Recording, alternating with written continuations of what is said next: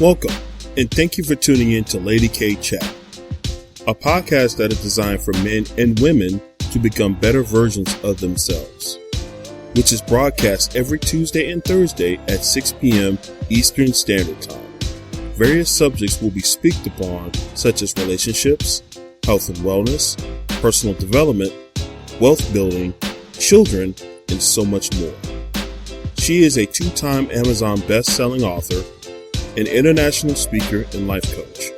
She is Lady Kay. And now for your host, Lady Kay. Hello, everyone, and welcome to the Lady Kay Chat podcast. You are here with your favorite host, Lady Kay. Thank you for tuning in today's episode of the Joyous Mom. Yes, it does exist. Mothership is not always about the kicks and the pain and the juggles and the struggles. Even though we enjoy it, today we really want to talk about the joys that our kids give us. But before we go there, I want to introduce this lovely lady. She is the CEO of Honey, Milk, and Tea podcast, right, Tiffany? Yes, Did I say that correct? You got it right, girl. You got it right. Thank you. Yes, and she is a mother of four. She is a minister. Oh my gosh, she wears so many hats. But today we're going to talk about entrepreneurship and motherhood, and that kind of go hand in hand. We all can definitely relate. Can you relate, Tiffany? Yes, I can relate for sure. For sure.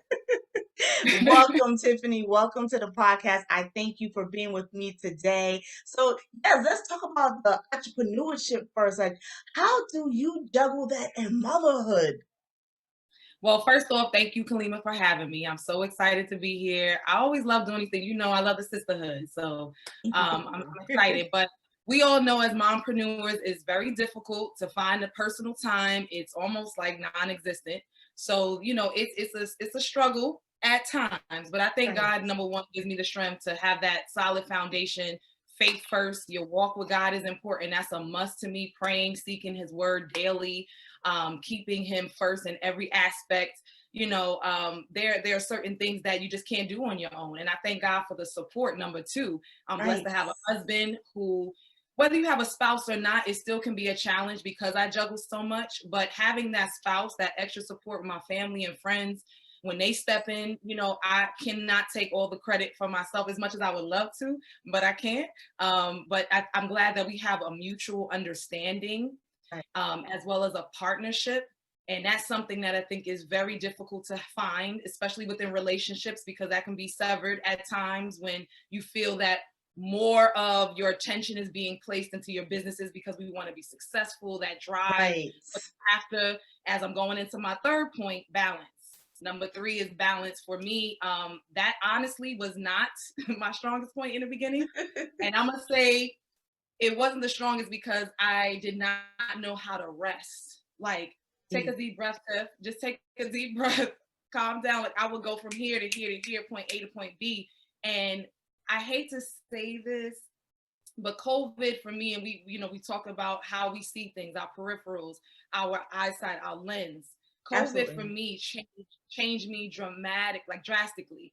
There were so many things that I saw within myself that I think I would have not been able to see had I been running all over the place. When you're home and you have that opportunity to be still, and I was able to rest, and I was able to just calm, like be calm, stay focused on the vision that God was placing before me. He planted these little seeds over the season of COVID. And I enjoyed the time of being home with my family and relaxing with my husband. But I also enjoyed that time and that season where I would just lay at his feet in my bathroom. And that's when he was pouring more and more into me to help me understand there is more in you. But at the same time, it's just learning how to balance that and getting that rest. Knowing how to be strategic with your time. So that's why I created this little mom cave here. And I like that too. I think that is so cute. I gotta step my game up. I gotta do that to my little thing because I don't have that. But that's cute. You find a corner, you got a corner or a closet. I don't know. We're gonna make it work. And do it up, right. But Tiffany, you said something that was so profound because you said because of the pandemic, you was able to see see certain things that you needed to adjust. So one thing that came into me that, I had to work on this myself too, is pacing myself. It's Yeah. okay to do the things you want to do, but as long as you have that pace, don't jam everything all into one, because I think we Right. have a bad habit of doing that. And I know I'm guilty. I did that for a long time. I burnt myself out. And I just recently was talking to someone about this too, that how quickly women, we burn ourselves out, especially feeling like we have to do everything ourselves, not realizing sometimes we have to release that control, because you cannot do everything by yourself. Like you said, this is why God placed the friends and family that's in your life. And when you have that amazing support system, it helps you. But I understand not everybody has that. But for the That people was who very, yeah, don't have that, whoever is in your circle that you can cling to, that's willing to help, I say make sure you don't be afraid to open up your mouth, because I know a lot of times, a lot of women, we have a problem asking for help. absolutely. I used to be that person too, because I didn't want to put a load on someone else. Right. And so you don't realize that God is sending people and they say, hey, okay, do you need help, Tiffany? You good, Tiffany? And I'm like, yeah, I'm fine. Knowing deep down inside, I'm like, I'm about to just Right. I'm about to have a my mental mind. breakdown. Somebody I help lost me. my mind already, can't find it. Right. I'm all over the place. And, we really need that time to recover, to regroup, it's a process, like you said.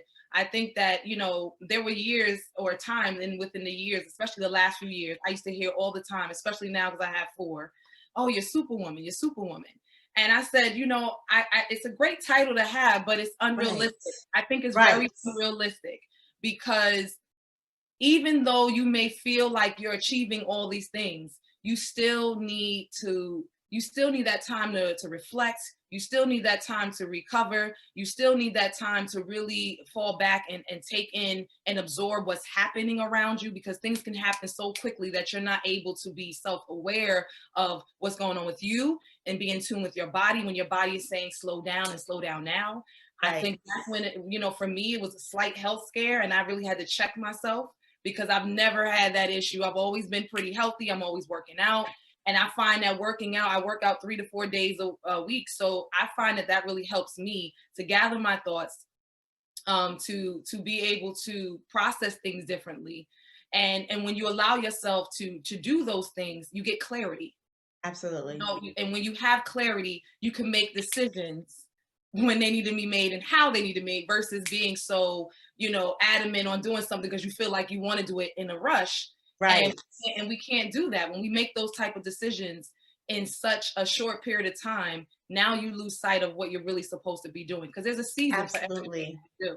Can't do And it all in one shot. And I have to say this, and I learned this.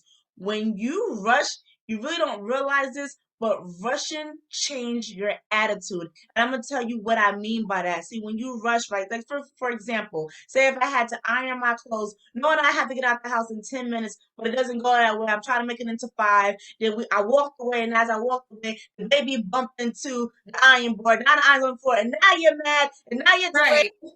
So it creates, you don't realize you create those things. Sometimes we be so mad, and like I said, it shifts your attitude, because now you're agitated. And you got to also remember too, how you feel, your babies can sense that, your husband can sense that, Yes. the people Yes. around you can sense that. So we really have to check ourselves at the pace and the speed that we're running. You really have to, I mean, I'm still getting better at it, but I'm way better than I was before. You really Amen. have to Amen. control. You really have to control your planning. You really do. It Yes. is imperative. This is how successful people run their business every day. This is how successful people get results. You really can't do things at the spur of the moment. Yes, it may be great to have that in you if something happens, because we all know we live in this world, and while we're here on this earth, things are going to happen. That is something of great to have in the back. But don't make that your daily habit. And I believe Yeah, my mentor told me the success revolves in your daily actions. absolutely. And I was I can like, wow, that made sense to me. I concur. And I love when you were saying about planning. I mean, I feel like you have to be strategic. Yes. You have to find what works best for you.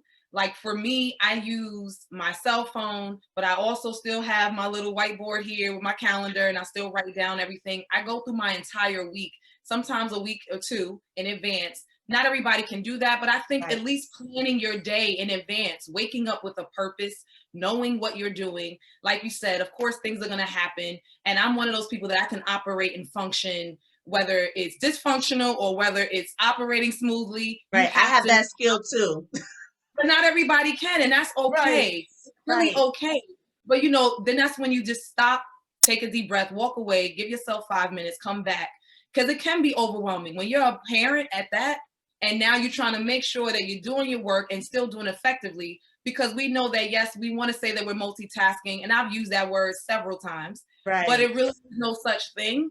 And so I argue with my husband a lot because I'm like, I'm multitasking. And he's like, no, you're not. But you're really not. But because something is lacking, something, you're not able to give 100% to both Right. at one time. So this is where you have to be strategic in how you plan and setting aside time to manage certain things, whether it be a business. So for me, I find, again, preparing my week, Sunday night, having my schedule all planned out as much as I possibly can. Things will still come up randomly.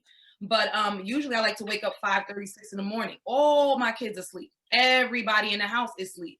So that way, that allows me time to start my day early while everybody's sleeping. You know what they say, you make money much quicker if Right. you get up before everybody else do. And then I try to hone in on what I need to do for me, the business, whatever. If that's self-reflecting, at 7:15 a.m., I have a group of women. We get on Zoom and they work out with me. And we do that 3 times a week, Monday, Wednesdays, and Fridays. But most of us are mothers. And that's a part of my podcast, which is why, I do that with these women. We connect in different ways because we all need that. We need that fellowship. We need that accountability for one another to uplift each other. Some of them are feeling so down and depressed, or some people are just, frustrated because of the situation we're currently in. Correct. And so I just like to bring joy and happiness to my day. And I believe how you start your day is how you will finish it. And Absolutely. so definitely having the word, reading my devotional, going into workout, and then you can go on. When the kids wake up, by that time, I've already completed like 10 things. You know what I mean? So it's really in how you plan. And then that allows me more time with the kids. I love being home and being able to work from home because my daughter sits right over from my desk. And we get that time to spend with each other. Although it can get hectic. Don't get me wrong. It get hectic sometimes. I'm like, I got the baby in one hand. I'm over here on the computer. And then I'm over here talking to Malia. Get your work done. So, right. That's a lot. You like a teacher. You an employee. And you over here. You the cook. You I don't know about that. Thank God for Marlon. No, I get it. A lot of the things that you were saying, Tiffany, how you wake up early and you have a group and you exercise, all of that to me, that says exercising the discipline, which a lot of us lack. It takes time to get there because I have a confession. I was not an early riser. I hate getting up early, but I'm going to tell you one challenge that I gave myself. Any mother out there that's feel like they're struggling and she wants to get up early to do this, to make her career better or just transition into being her own boss, do this because I did this. If I want to get up at 5:30 every morning, right? So I used to put my alarm clock on for 5 o'clock, 5:15, and maybe again for 5:25. And I kept doing that. And some days I woke up, some days I slept through. It's okay. Because nobody talks about the process. It's a process. This doesn't happen overnight. The Lady K Chat podcast, this took discipline, this took time, this took planning. And for all the women out there that's listening, I hope that, this makes sense to you guys. You might be struggling in a certain area. So please definitely take key and take notes, Absolutely. And it's okay if you miss a day. Right. I think some people just they get into a panic and they become frantic. I missed this day. I didn't do this. I don't do any of that. The other day I overslept. I slept till 9:30 and it felt good. Right. It felt good. Right. I needed it because your body needed it. And you have to listen. That's what I said, listening to our body. Self-care is essential. It's extremely essential because if you do not take care of yourself, you will become depleted and you cannot give anything to anyone else. And I feel like people don't realize it's a balance. It doesn't mean that I have to have everything in place. It doesn't mean that I have to have everything in order. I tell my kids because they are watching us. And my daughter sees how it's so funny. Mariah was in here. the second youngest one, she was in here and I didn't even realize she was watching me like that because she over here mimicked me on the phone talking about, could you wait a minute? I'm on the phone. I was like, do I sound like that? Yeah, you know what, Tiffany? It's funny.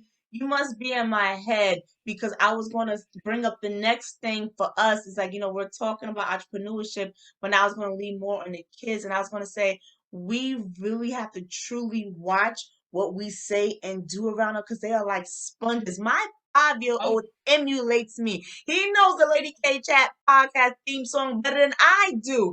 Oh my gosh, this kid wants to act. He wants to be in front of the camera. And I'm like, oh yeah. wow. And he's a natural, and I love it. But then Yeah. it really caught me like, wow, we really have to How be much they work. careful what we say and do. Like their air gates and their eye gates is, they say this all the time, but it really is imperative. So it's like, what are we teaching our kids? Because we're so quick to say, do as I say, not as I do. They don't never do that. That doesn't work. It But don't you know work. what? I don't like that. I don't like that saying. I don't Honestly, either. I said I knew when I had children, I said, you know what? I'm not going to say that to my children. And I have not.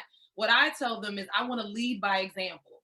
And I think that, yes, do as I say, but also watch the examples that I'm putting before you. So I watch now. Malia is a lot like, Nehemiah. So she's more like, okay, I'm starting my lip gloss line. She's doing her nail polish line. She's over here color coordinating things and putting it together. And I was so proud of her because she loves to read. And a girlfriend of mine had introduced me to this other lady who she'll be on the podcast as well. She is talking about books and bringing books back. So we're talking about digital versus hard copy. Well, we don't have that. And my daughter, I love hard copy. I prefer hard copy all day. Maybe because I'm old school. Nothing like it. Right. But I love that my kids still love to read. And I said, you know what? I saw this book in her program because I wanted to support her and her business and what she was doing. So I said I wanted to get these books that they have for young kids. And you probably might want to look into it for your son as well.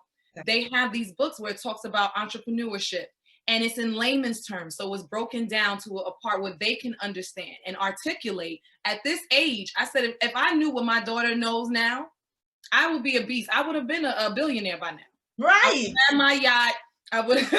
I would have had my whole, and it's not about those things, but I know for me, I'm trying to set up generational wealth. Absolutely. Do it on because as African Americans, we don't do it enough. Absolutely. And just to piggyback off of that, my oldest son, like right now, we're having conversation about college. And he's like, to be honest, Mom, I don't know if I want to go to college. And I say, you know what? You just put a smile on your mother's face. Now, some people are like, what? You don't want to force? Now, let me tell you something.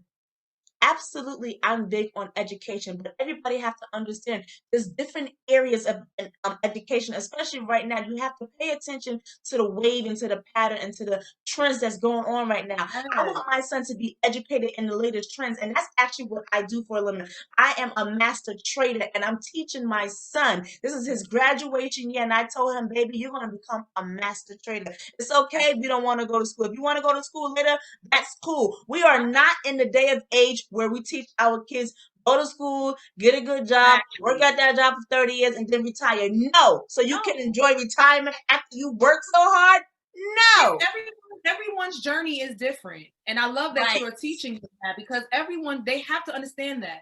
You can't, it's like a teacher. You can't go into a classroom and teach every student the same because they're all going to learn differently. Absolutely. So we have to, number one, you have to know your children and you have to, like my daughter, my oldest daughter, I feel like is a slightly different from not slightly, they're definitely different, but my son processes differently. So with him, I got to put everything before him. I have to tell him everything. He wants to be he wants to get into engineering, computer science and all of that. And I'm so proud of him. Nice. And we were also at the table because I said, just because you're a freshman doesn't mean that you can't start looking now. Don't wait the last minute. But I said, if that's what he came to me about college, which I was very surprised. But because I know he doesn't really like school as much. He's not really into the whole academics, but he does get good grades. And so that is something, but I know it's work. It takes him work to get to where he needs to get. But I said, that's okay. Your journey is what you make it. I said, I don't care if you don't go to college, but you have to have a plan implemented. You can't just go off and think that you're going to be chilling at home doing nothing because I can't let you suffer that way. And so I was like, you see, I work hard. I went back to school and got another degree in organizational leadership because I wanted to know what I was signing. I wanted to know what I was reading. I wanted to know how to articulate in any type of business or corporate level when I am approaching certain business men, because let's be honest, this is predominantly a male world. Right. So as females, we are doing amazing, remarkable things nowadays where we are taking ownership and really able to process, and not only process, but make it profitable and becoming millionaires and billionaires in our own right and not having to marry money. So I always make sure I have my own, because God, I love my husband, and my husband is such a great provider. Praise God. I have my own and I'm thankful for him. But God forbid if that man were not to be here, if God took him, or if he left, I need to know what I'm doing for me and mine. Absolutely. And that's what I think the biggest lesson women have to understand, because I want my daughter from a female perspective to understand why she needs to have her own and make her own. And I want my son to know from a male perspective why he needs to be sure that when you are dealing with any type of female or any woman that you bring home, that this is the type of, she don't have to be like me or look like me. But exactly, have those qualities where she knows what she wants. Absolutely. And now you guys are coming in equal, and that there isn't no, she's leaning and waiting on you to be this big basketball star or this, this big engineer. It's like, it's not about that. She comes in with her own and you're coming together collectively. Absolutely. So. And I love everything that you said, Tiffany. But one key thing that, that dawned on me is that you had a proud mommy moment. And that's when you said, like you said, your son came to you and he started talking to you about college. Can you tell us about another proud mommy moment that you have with your daughters? Like, especially having a long, stressful day, and that child does this something so simple and they put a smile on your face. That right there. There are several, but one that comes to mind that was the most recent is, and like you said, after having, my days aren't so stressful, but I think it becomes when you're just bombarded with so much at one time. Right. And sometimes when I sit back and I just look, like just happen to take a glance, and I'll see them playing together, because remember, me, I did not see myself with 4 kids. So the fact that we're here today is a miracle. Praise the Lord Jesus. Lord, I take them. But it's a blessing, because now when I sit back and I look, that I'm like, Lord, thank you so much for blessing me with these beautiful, healthy children that you trust me with. Number one, it's such a beautiful thing, because there are times Malia will come to me, and I mean, not only just asking me to play games with them, because we do that often. We have family movie night. So that's something I love. We're just cozied up on the couch. She'll always just come up under my arm. She'll go like this and have me under and get the covers. Raya will come up under me. But I love when, my oldest, especially my oldest, when she'll come to me and she'll sit down and they just look at me and they're like, Mommy, I love you. Aww. And sometimes she's like, can we do a quick facial? So I do little facials, the little mask facials with her and stuff like that. And she loves those moments, because she's my girly girl. Right. The middle one, I'm not sure what the middle one's gonna do. She has her moments. They always do. You don't know about them. Some moments she's like the tomboy, and she's just rough because she's solid, and she's like together. She could play by herself. The youngest one, I don't know how she's gonna be either. She a little feisty one too. She got a little bit of me in her as well, and her auntie. But my oldest is definitely me down to a T. Just she can definitely pick up and sense, right, the emotion, what's happening in the room. I love that. My middle daughter, she's the same way. And now the oldest one is more sensitive, but the middle one, she can also, she'll come, she's such a comforter. So sometimes when I'm trying to be strong and I know I can't at that moment, I think one time she caught me like tearing up, and she came over and just rubbed my back like, Mommy, it's okay.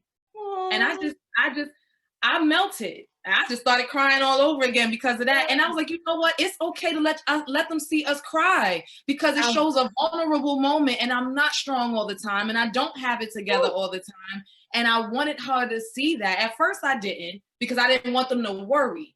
But it was just the fact that she didn't cry.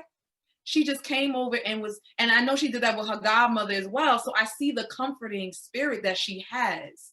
And it just amazes me every time to be at 4 years old, to just come over, not even know and understand what's happening, but to know this person needs to be comforted. Exactly. And Malia will go into prayer. It's just So it's a Wow. blessing. It's a blessing. And I was over here in my like own saga because I wanted to retouch on that too. When us as parents, when we show certain emotions, it's okay because especially in the African American community, Yeah. we're taught to be strong. Excuse me, what's that? Yeah. And Right. whatever it is, I don't want it. Okay, because like you said, I used to like, yo, yeah, Superwoman. I don't even want. Don't give it to me. Superwoman is like you said. She's not real. Okay, she's a cartoon. I don't want it. But to be able to sit there and to be able to express that emotion right now, mommy is sad, and you're just saying, oh, it's okay to cry when you're sad. And I also told my youngest son too, because I had a joyous moment yesterday. He said, mommy, why are you crying? I said, because mommy's so happy. So it is Amen. imperative. Is it Tears of imperative joy. that we're showing all these different emotions, and behind these emotions, they have different meanings. Because if we just teach them one way, and that's anger, that's all they're gonna know. So you have to remember, Oh yeah. again, like I said in the beginning, what you do, they're gonna Mhm. pick up, and then later down, you're like, well, why you act like that? Now it's time for you to sit in the hot seat and evaluate what you taught your kids. And a lot of times, people don't realize this. Nonverbal communication succeeds verbal communication. So they're Just going to as do worse. everything that they're not saying. And it's generational curses. Right. Because if you see this, and we see this every day in many situations. It's a faucet of many people who are suffering because they saw their mother do it, they saw their father do it, or their grandparent do it. And I always say, I want to break the cycle. I want to break the chains. Whatever with my son, I went and whatever help he needed to get through and process through his emotions because of what he saw between myself and the previous relationship I was in before my husband. I wanted to make sure that he received godly wisdom and that help that he needed so that he was good. And he's good. He is good. And you don't have to wait till you become an adult and you're all, discombobulated and feeling that you're, all over the place and not able to process your emotions. So now you can't have a healthy relationship. And all of these things kind of run into each thing, but it starts within our childhood. So all these experiences that we have, and it depends, because I believe too, it depends on, it goes back to what I said earlier about the child themselves. Right. You can have 4 kids live in the same household, but they have different experience. They recollect it differently than others. Absolutely. The other sibling might feel like, hey, I had a happy childhood. Why? Because again, their perception. They took it as, you know what, that has nothing to do with me. That's between mom and dad. I'm going to go about my business. They ain't got nothing to do with me. But I see that they having an issue. And then you have someone else who process everything. They take in and absorb all of the pain, the drama, the headache, the heartache. And now they put that on themselves, and it becomes a burden for them for years. And they don't know how to see through it because no one taught them, if you have an issue, go seek counsel, because as African Americans, we just say, pray about it and leave it alone. I want to pray, and I'm going to pray about it, but let me also make sure, Father, that you send the right people in my circle, in my life, that I can seek that godly wisdom, because these people exist. And now we are continuously allowing these situations to occur and then asking why, and then want to throw it back on the church. Oh, we got to educate. We got to educate. Listen, Tiffany, let me tell you something. We can go into another hour talking about this, okay? Listen, you already got me fired up, but we are running out of time, everyone. But before we go, because Tiffany, you touched on something that was so pivotal, because a lot of times people, I'm just going to call it, we're naive. And not only we're naive, we don't apply the knowledge that we know. So when you don't apply it, it pretty much goes dead. So like you were saying, people say pray about it, but they forget in the main scripture that faith without works is dead. So if you do not put in the work, that prayer, how you expect it to come to manifestation? You want manifestation, you have to put the work in. But listen, I'm not going to preach right now because we got to go. I'm going to pray for Sunday. Everybody need a little bit, This is Wednesday. Y'all know how I do. Y'all know when Lady K get fired up, I go into my moments. But Tiffany, it was a pleasure. You definitely have to come back. We got to do a part 2 because I love this. So Tiffany, if the people wanted to follow you on social media, how can they find you? Oh, you can find me on all different platforms.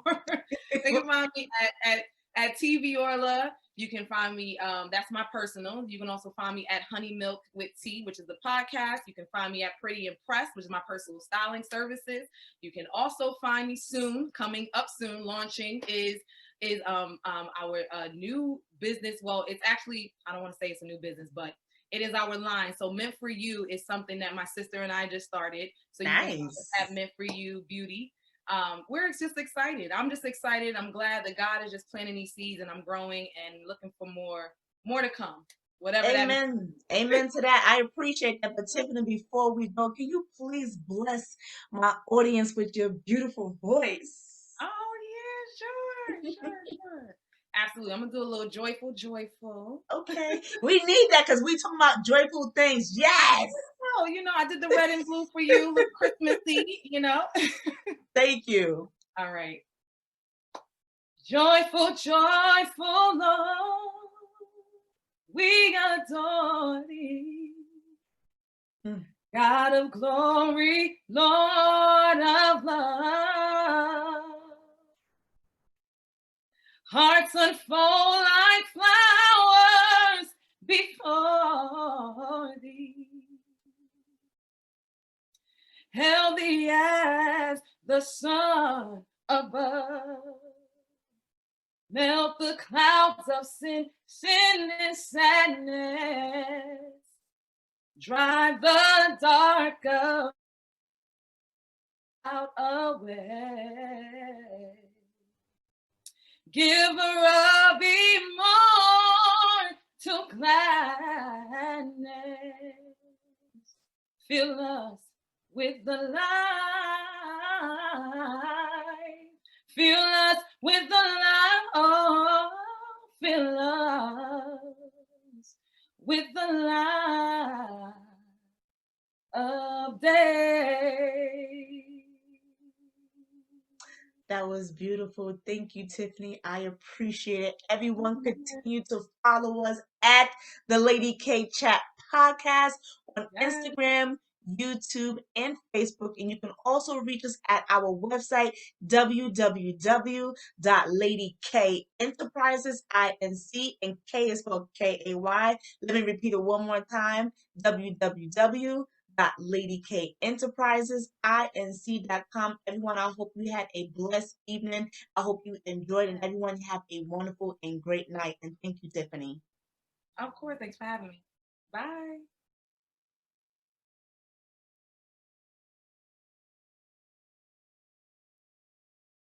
Lady K.